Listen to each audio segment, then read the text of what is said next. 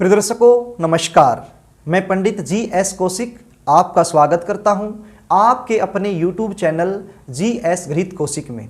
आज मैं आपको बताने वाला हूं ऋषि पाराशर जी द्वारा बताए गए वैदिक एस्ट्रोलॉजी के कुछ ऐसे सूत्र जिनकी सहायता से आप घर बैठे बैठे ही अपनी जन्म पत्रिका को देखकर ये पता कर सकते हैं कि आपकी शादी कब होगी, कौन से साल में होगी, कौन से महीने में होगी।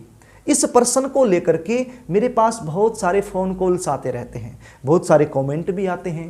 पर्सनली रूप से जो लोग अपने बच्चों की जन्म कुंडली का विश्लेषण करवाने के लिए मेरे पास आते हैं, उनमें से भी लगभग 70% लोगों का यही प्रश्न होता है कि बच्चों की शादी कब होगी। हम काफ़ी समय से प्रयास कर रहे हैं लेकिन हमें सफलता नहीं मिल पा रही है। तो शास्त्री जी, आप हमारे बच्चों की जन्म कुंडली का विश्लेषण करके हमें ये बता दीजिए कि बच्चों की शादी का योग कब बन रहा है। अब बहुत सारे मेरे प्यारे दर्शक कुंडली विश्लेषण की जो हमारी फीस होती है उसको पे कर देते हैं और आसानी से जान पाते हैं, लेकिन कुछ लोग आर्थिक रूप से कमज़ोर होते हैं, वो फ्री में जानना चाहते हैं कि शादी कब होगी।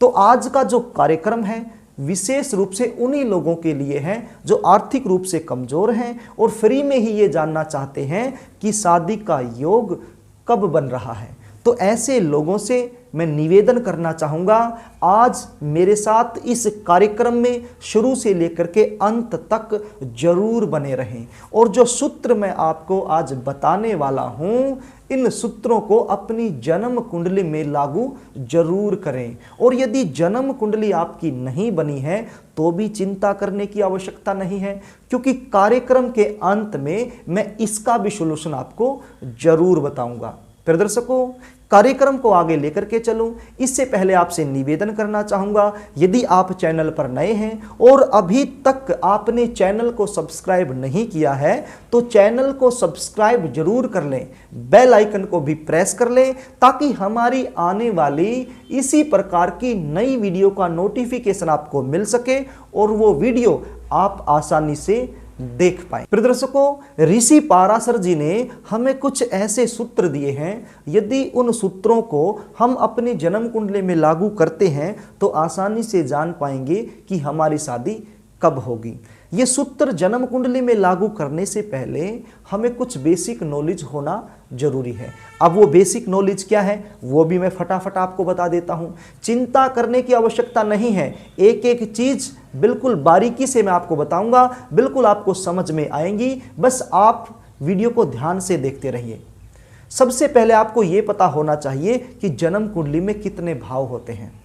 मैं बता देता हूँ आपको, 12 भाव होते हैं।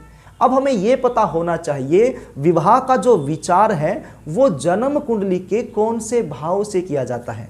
वो जन्म कुंडली के सप्तम भाव से किया जाता है। और अब हमें यह पता होना चाहिए कि वर्तमान समय में कौन से ग्रह की हम पर महादशा चली हुई है, अंतरदशा चली हुई है और पंतंत्र दशा चली हुई है। ये सब आप कैसे ज्ञात करेंगे? जन्म कुंडली के जो पीछे के पेज होते हैं वहां पर साफ साफ लिखा होता है कि वर्तमान समय में कौन से ग्रह की दशा आप पर लगी हुई है, तो वहां से आप आसानी से ये जान पाएंगे। और आपको क्या पता होना चाहिए? और पता होना चाहिए राशियों के अंकों का, अर्थात कौन सा अंक कौन सी राशि को दर्शाता है, क्योंकि जन्म कुंडली का जो चार्ट होता है उसमें कहीं पर भी राशियां नहीं लिखी जाती, राशियों के अंक लिखे होते हैं। आपको 1 से 12 तक के अंक दिखाई देंगे, 12 भाव होते हैं, प्रत्येक भाव में कोई न कोई अंक लिखा होता है। अब आप स्क्रीन पर देख लीजिए, एक मेष लगन की जन्म कुंडली का चार्ट आपको दिखाई दे रहा होगा। अब लगन में ही 1 नंबर लिखा हुआ है, तो इसका मतलब क्या है? इसका मतलब ये है कि लगन में 1 नंबर लिखा है तो यहाँ पर मेष राशि है। और इस भाव के स्वामी कौन बने? इस भाव के स्वामी वही बने जो मेष राशि के स्वामी हैं। अब मेष राशि के स्वामी कौन है? मंगल देव हैं। ये सब कैसे आप जान पाएंगे? ये सब भी आप इस टेबल की सहायता से जान पाएंगे। इस कुंडली के बराबर में जो टेबल मैंने बनाई है, जहां मैंने 1 से लेकर के 12 तक के अंक लिखे हैं और उनके सामने मैंने राशियां लिखी हैं और उसके सामने मैंने ग्रह लिखे हैं। तो इसका मतलब क्या है, इसको आप ध्यान से समझ लीजिए। देखिए, जहां पर मैंने 1 लिखा है, इसके सामने मैंने लिखा मेष और उसके सामने लिखा मैंने मंगल।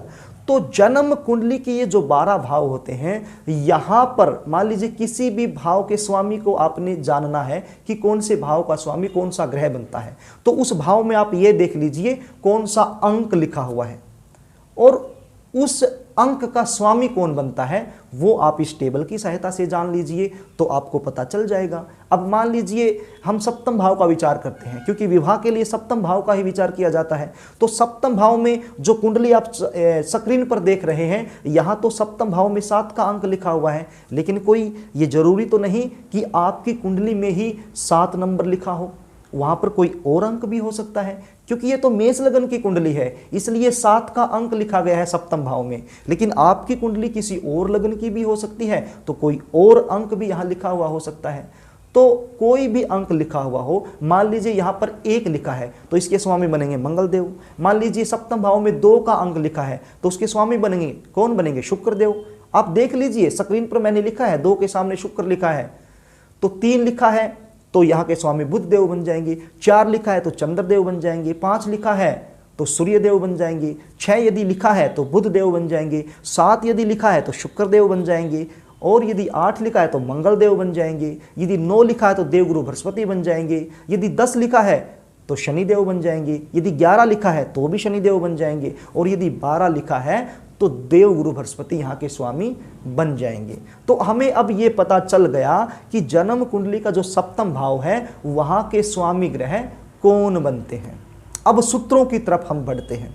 देखिए, जन्म कुंडली का जो सप्तम भाव है वहाँ के जो स्वामी है, उस ग्रह की महादशा चली हुई हो और अंतरदशा शुक्र ग्रह की आ जाए तो शादी का एक प्रबल योग बनता है।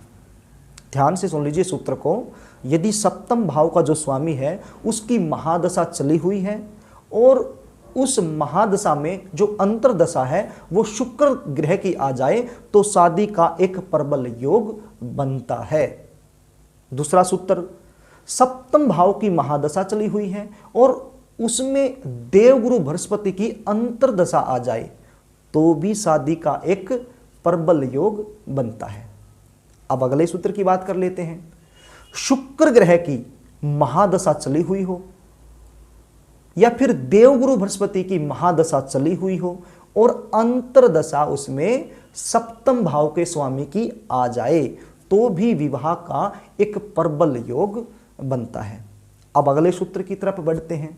जन्म कुंडली का जो पहला भाव, पंचम भाव और नवा भाव, इन भाव के जो स्वामी ग्रह बनते हैं, किसी भी एक की यदि महादशा चली हुई है और सप्तम भाव की अंतरदशा चल जाए तो भी विवाह का एक प्रबल योग बनता है।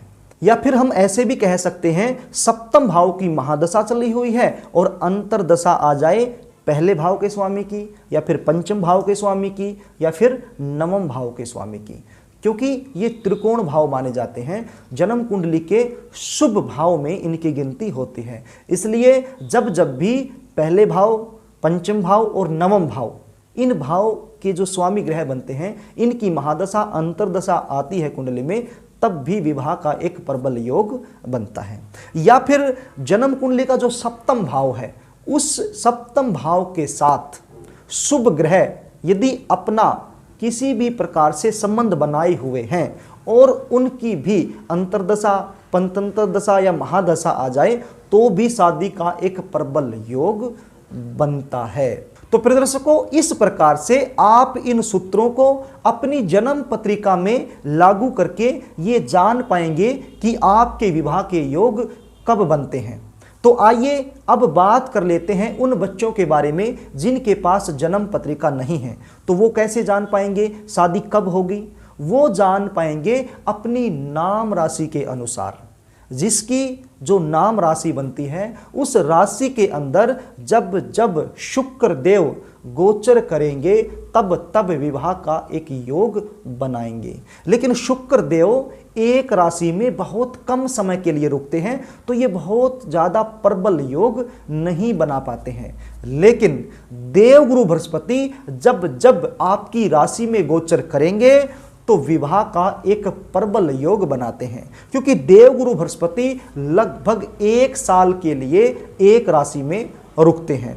और देवगुरु बृहस्पति के पास 3 अमृतमय दृष्टियां हैं। जिस राशि में बैठते हैं उस राशि के जातक का तो विवाह का योग बनाते ही हैं, लेकिन वहां से बैठ करके अपनी पंचम दृष्टि जिस राशि पर डालते हैं उस राशि के जातक का भी विवाह का योग बना देते हैं, और अपनी सप्तम दृष्टि जिस राशि पर डालते हैं वहां भी विवाह का योग बन जाता है, और अपनी जो नवम दृष्टि है वो जिस राशि पर डालते हैं वहां पर भी विवाह का एक योग बन जाता है। इसको आप उदाहरण के माध्यम से समझ सकते हैं। मान लीजिए देवगुरु बृहस्पति मेष राशि में गोचर कर रहे हैं। देखिए वर्तमान समय में जो देवगुरु बृहस्पति हैं वो मीन राशि में गोचर कर रहे हैं, और अप्रैल 2023 में मेष राशि में वो आ जाएंगे मीन राशि को छोड़कर।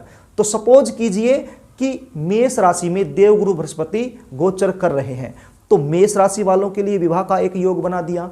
अब मेष राशि में बैठ करके अपनी पंचम दृष्टि सिंह राशि पर डालेंगे तो सिंह राशि वालों के लिए विवाह का एक योग बन जाएगा, और अपनी जो नवम दृष्टि है वो डालेंगे धनु राशि पर, तो धनु राशि के जो जातक हैं उनका भी कहीं न कहीं विवाह का योग बन जाएगा। तो इस प्रकार से आप जान पाएंगे कि आपके विवाह का जो योग है वो कब बन रहा है। प्रिय दर्शकों, मैंने बड़े ही आसान तरीके से आपको बताने की, समझाने की कोशिश की है, और आशा भी करता हूं कि आपको समझ में आ गया होगा। यदि फिर भी आप अपने बच्चों की जन्म कुंडली का विश्लेषण मुझसे करवाना चाहते हैं तो स्क्रीन पर जो व्हाट्सएप नंबर आपको दिखाई पड़ रहा है, इस व्हाट्सएप नंबर पर आप अपनी या फिर अपने बच्चों की जन्म डिटेल टाइप करके मेरे पास भेज सकते हैं। हमारी जन्म कुंडली विश्लेषण का जो शुल्क होता है, जो आप स्क्रीन पर देख पा रहे हैं, ये शुल्क आप पे करके